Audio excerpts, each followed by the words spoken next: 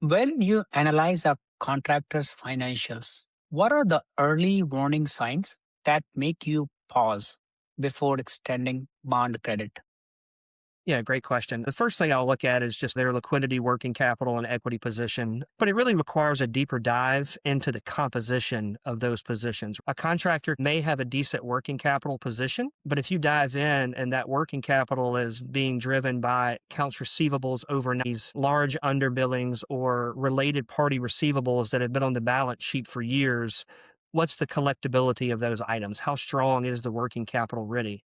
And then conversely, a high amount of pure job borrow and overbillings, which is where the estimated cost to complete the project exceed the remaining contract funds left to bill, especially with an increase in short-term debt, such as pulling on your bank line of credit, can really create a fragile cash flow structure and really present as artificial liquidity. So you really need to do a deep dive on the composition of the balance sheet to see how strong the working capital and equity really is.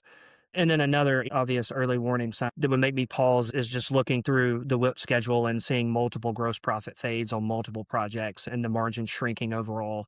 That's usually a sign that something's not going right.